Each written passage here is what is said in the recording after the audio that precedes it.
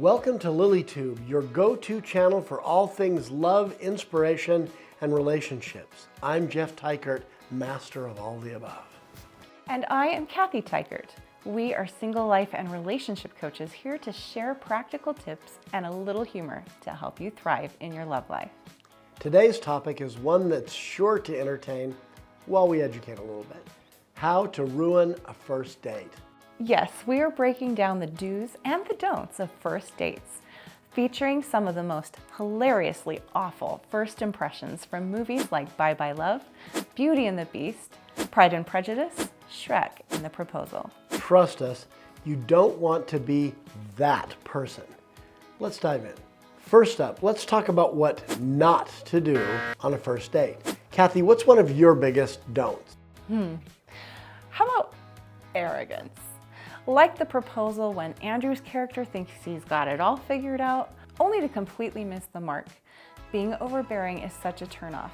And it was really on the other side of the equation in that particular movie as well. That's a good example.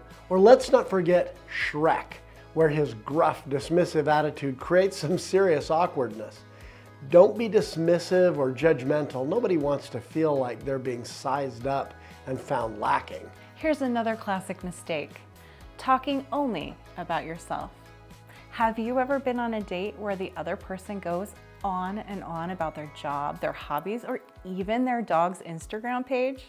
Ooh, did I mention that my dog has more followers than Beyonce? Exactly. The opposite is when someone turns the conversation into an interrogation, like an interview for eternal marriage. Don't only talk about yourself or only have them talk by refusing to engage. A good conversation flows both ways. Also, don't size people up only for what they can offer in terms of their circumstances, like wealth or prestige. All of us want to be loved for who we are, not just a lifestyle that we might offer. His name is Darcy, and he has a mighty fortune and a great estate in Derbyshire. Another big one, being glued to your phone. I thought it was kind of interesting.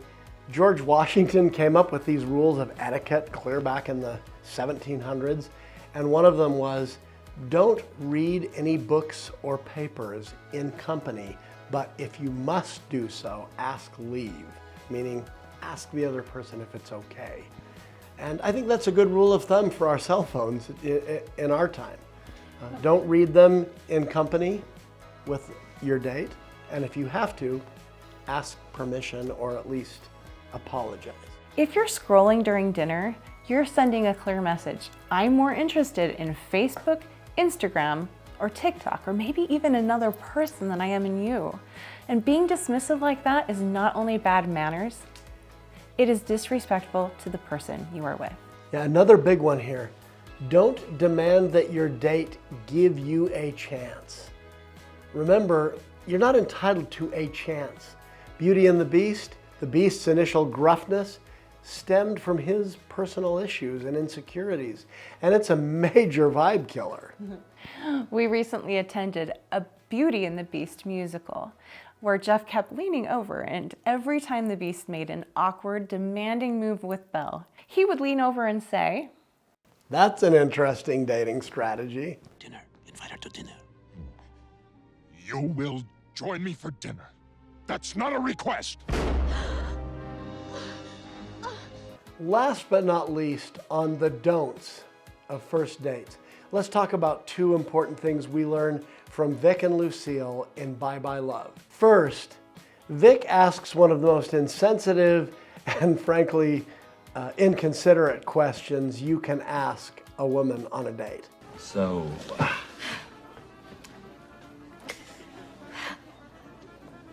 what do you weigh?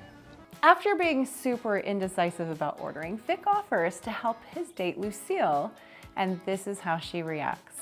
I'm part Italian. I could order for both of us if you like. No! Don't do that, okay? Don't do that. Don't put me in the role of traditional passive female, and I'll just sit here with my little hands and my little lap and my big strong man orders for me, okay? Let us not play that game. Radical toxic feminism that causes overreactions to every statement is a huge turnoff. And the same would be true of men who are bitter towards women. Working on our thoughts about the opposite sex, when they have turned negative due to previous relationship experience, is the only way to avoid such outbursts that will stop relationships before they can even have a chance to start. Now that we've covered the don'ts, let's talk about what you should do to make a first date great. Number 1, be present and genuinely interested.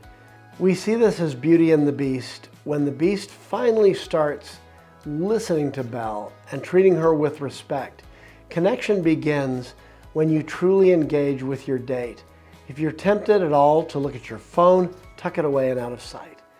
Studies actually show that when no phones are in sight, people are less guarded and connection happens more easily. And we found that to be true even for our dates as a married couple. Another important do is to give grace. Like in Shrek, both characters are nervous and have their quirks, but they gradually learn to see the good in each other. Giving grace for the nerves that are a normal part of initially getting to know someone can be done directly or indirectly with good humor, like the following clip from Shrek. Excuse me. Better out than in, I always say, eh, Fiona? Do keep in mind that first impressions matter. They count. Put your best foot forward by dressing appropriately, showing up on time, and bringing a positive attitude. Think of Mr. Darcy's turnaround in Pride and Prejudice. Once he made an effort to actually be a positive human being, he completely changed the way Elizabeth saw him. And let's talk about authenticity. Instead of trying to impress your date, show up as your best self. A little vulnerability can go a long way, just like in The Proposal, when the characters let down their walls and start to connect. Now, do you remember in the movie Dumb and Dumber when Lloyd Christmas tells Harry to go and build him up to marry so that he won't have to brag about himself later? Shows a complete misunderstanding of the process. Instead, ask open-ended questions like, what's something exciting you've done recently? It invites your date to share their story and keeps the energy flowing. Do remember that dating is supposed to be fun. Even if it does not lead to a love connection, it can still be an opportunity to learn, grow, and enjoy the moment. It always provides an opportunity to get to know another intrinsically valuable human. At the end of the day, a great first date isn't about being or behaving perfect. It's about showing up with genuine kindness, curiosity, and a willingness to be open and connect. Exactly. So let's recap. Don't be on your phone, dominate the conversation, or dwell on your ex. Do be present, give grace, and focus on being your authentic self. Remember, every first date is a chance to make a meaningful connection or at least a funny story to share later. Thanks for joining us here on LilyTube. And remember, any time is a great time for more love in your life. Especially on first dates. This video is sponsored by New Calm, an app that will support you in living your best life. Are you feeling stressed? No matter what your day throws at you, in just a few minutes you can feel recharged, centered, and ready to go. Try it yourself and feel the difference. Click on the link in our video description. Thanks for joining us for another week on LilyTube. If you enjoy what you see, support us by liking, commenting, and sharing your favorite videos with others who could benefit. As single life and relationship coaches, our mission is to help single adults intentionally heal from loss to create a happy life and healthy relationships. Keep coming back and we'll keep you encouraged. Each week, we provide new and refreshing perspectives on the challenges and opportunities of mid-single life. If you'd like to immerse yourself deeper into your own personal development and relationship journey, visit our website at loveinlateryears.com for even more resources. Don't take on divorce recovery and other relationship loss and single life alone. We are here for you.